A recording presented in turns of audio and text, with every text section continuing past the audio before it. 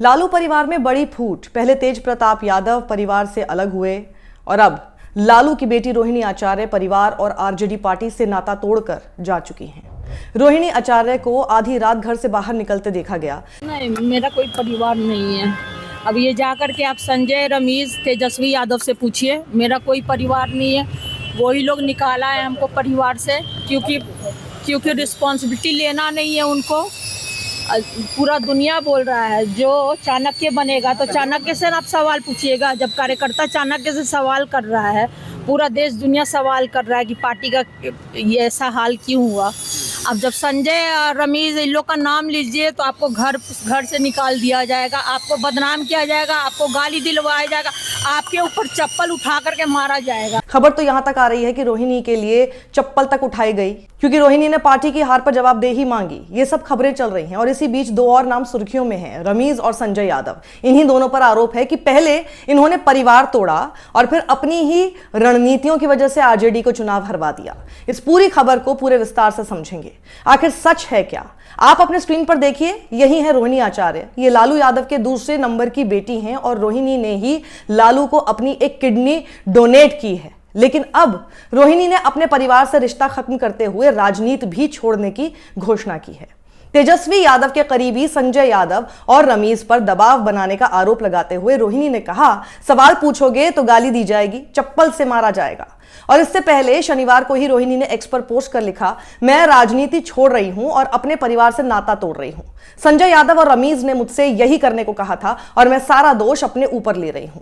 रोहिणी ने अपनी पोस्ट में यह बताने की कोशिश की है कि संजय यादव और रमीज ही पार्टी के सभी फैसले लेते हैं, जो किसी से छुपा नहीं है। संजय राज्यसभा सांसद हैं और तेजस्वी के रणनीतिक सलाहकार भी हैं और रमीज यूपी के बलरामपुर के रहने वाले हैं। जेल में बंद पूर्व सांसद रिजवान जहीर के दामाद हैं। इन पर हत्या समेत कई मुकदमे हैं। रमीज आरजेडी का सोशल मीडिया और चुनाव का कामकाज देखते हैं और इनकी पत्नी भी विधानसभा का चुनाव लड़ चुकी हैं। आपको याद होगा, इसी साल 25 मई को लालू यादव ने बड़े बेटे तेज प्रताप यादव को पार्टी और परिवार से निकाला था और इस सब के पीछे संजय यादव का ही नाम तेज प्रताप यादव ने बताया था। इन चुनाव के नतीजों में आरजेडी को महज 25 सीटें मिली हैं, जबकि 2020 में आरजेडी ने 75 सीटें जीती थी। तेज प्रताप करीब 50,000 वोटों से अपनी सीट हार गए। लंबी खींचतान के बाद तेजस्वी जैसे तैसे अपनी सीट बचा पाए हैं। नतीजों के बाद आरजेडी सांसद संजय यादव को लेकर लालू परिवार में टकराव बढ़ गया है। कल तेज प्रताप ने भी लिखा था कि जयचंदों ने राजद को खोखला किया। इससे पहले रोहिणी ने पार्टी से लेकर परिवार के सभी सदस्यों को सोशल मीडिया पर अनफॉलो कर दिया था। और इससे पहले भी 18 सितंबर का दिन भी याद होगा, जब एक तस्वीर वायरल हुई थी जिसमें तेजस्वी की गाड़ी में संजय फ्रंट सीट पर बैठे थे। तब भी रोहिणी ने एक आरजेडी समर्थक का पोस्ट शेयर किया था जिसमें लिखा था, पूरे बिहार के साथ साथ हम तमाम लोग फ्रंट सीट पर लालू जी और तेजस्वी यादव को बैठते देखने के अभ्यस्त हैं। उनकी जगह पर कोई और बैठे ये हमें कतई मंजूर नहीं। जिन्हें एक दोयम दर्जे के व्यक्ति में एक विलक्षण रणनीतिकार, सलाहकार, तारणहार नजर आता है, ये बात अलग है। आलोक कुमार के इस पोस्ट के नीचे एक फोटो चस्पा थी जिसमें बिहार अधिकार यात्रा की बस के दाईं ओर की फ्रंट सीट पर संजय यादव बैठे थे। रोहिणी ने पोस्ट शेयर करते हुए कुछ लिखा तो नहीं, लेकिन उसके बाद लालू परिवार में खटपट की खबरें आने लगी थी और ऐसा बताया जाता है कि लालू परिवार में संजय यादव को लेकर कभी भी सहमति नहीं रही और ये खबरें लगातार आती रही कि एक थियरी ये भी चलती है कि जब से आरजेडी की फुल पावर तेजस्वी के हाथों में आई है, तब से संजय यादव का कद बहुत ज्यादा बढ़ गया है। बताया तो यहां तक जाता है कि तेजस्वी किससे मिलेंगे और किससे नहीं, ये सब भी संजय यादव ही तय करते हैं।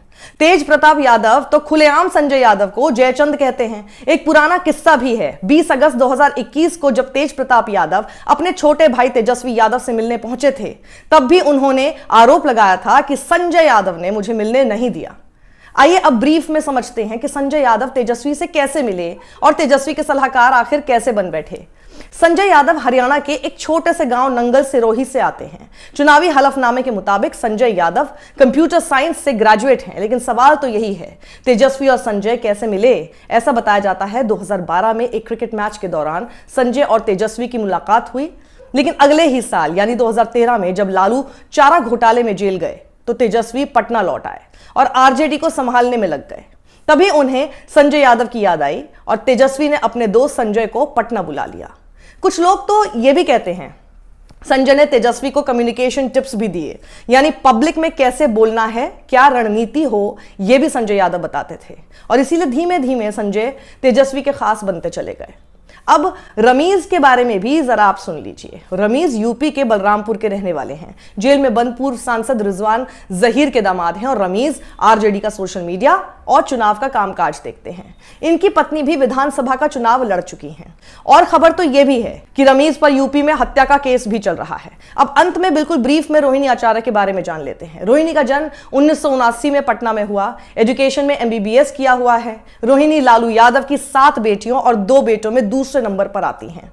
पति और 3 बच्चों के साथ सिंगापुर में रहती हैं, लेकिन पिछले काफी समय से बिहार में ही थी।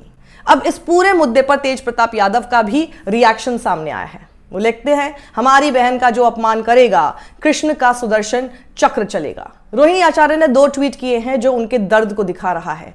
रोहिणी लिखती हैं, कल एक बेटी, एक बहन, एक शादीशुदा महिला, एक मां को जलील किया गया, गंदी गालियां दी गईं, मारने के लिए चप्पल उठाया गया। मैंने अपने आत्मसम्मान से समझौता नहीं किया, सच का समर्पण नहीं किया। सिर्फ और सिर्फ इस वजह से मुझे बेइज्जती झेलनी पड़ी। कल एक बेटी मजबूरी में अपने रोते हुए माँ बाप बहनों को छोड़ आई। मुझसे मेरा मायका छुड़वाया गया, मुझे अनाथ बना दिया गया। आप सब मेरे रास्ते कभी ना चले, किसी घर में रोहिणी जैसी बेटी बहन पैदा ना हो। और एक और ट्वीट पढ़िए, कल मुझे गालियों के साथ बोला गया कि मैं गंदी हूं और मैंने अपने पिता को अपनी गंदी किडनी लगवा दी। करोड़ों रुपए लिए, टिकट लिया, तब लगवाई गंदी किडनी। सभी बेटी बहन जो शादीशुदा हैं उनको मैं बोलूंगी कि जब आपके मायके में कोई बेटा भाई हो तो भूल कर भी अपने भगवान रूपी पिता को नहीं बचाएं। अपने भाई उस घर के बेटे को ही बोले कि वो अपनी या अपने किसी हरियाणवी दोस्त की किडनी लगवा दे। सभी बहन बेटियां अपना घर परिवार देखें, अपने माता पिता की परवाह किए बिना अपने बच्चे, अपना काम, अपना ससुराल देखें, सिर्फ अपने बारे में सोचें। मुझसे तो यह बड़ा गुनाह हो गया कि मैंने अपना परिवार, अपने 3 बच्चों को नहीं देखा। किडनी देते वक्त ना अपने पति ना अपने ससुराल से अनुमति ली। अपने भगवान, अपने पिता को बचाने के लिए वो कर दिया जिसे आज गंदा बता दिया गया। आप सब मेरे जैसी गलती कभी ना करें, किसी घर रोहिणी जैसी बेटी ना हो। यानी रोहिणी के अंदर कितना दर्द है जो उनके ट्वीट में झलक रहा है। अब मैंने ये पूरी खबर आपको विस्तार से सुनाई। आप कमेंट बॉक्स में जरूर बताइएगा कि किस नतीजे पर आप पहुंचे हैं। और ये परिवार को भी देखना चाहिए कि आखिर इस लेवल तक अगर उनके घर की बेटी बोलने पर मजबूर हो गई है, लिखने पर मजबूर हो गई है और बता रही है कि किस तरह से इसे प्रताड़ित किया गया। बाहरी लोग हैं जो कि पूरा परिवार चला रहे हैं, पूरी राजनीति अपने परिवार के नाम पर कर रहे हैं, तो क्या ये शोभा नहीं देता कि ये सोचना चाहिए कि वो कौन लोग हैं जिन्होंने इतनी फूट इस परिवार में डाल दी। सत्यमेव जयते।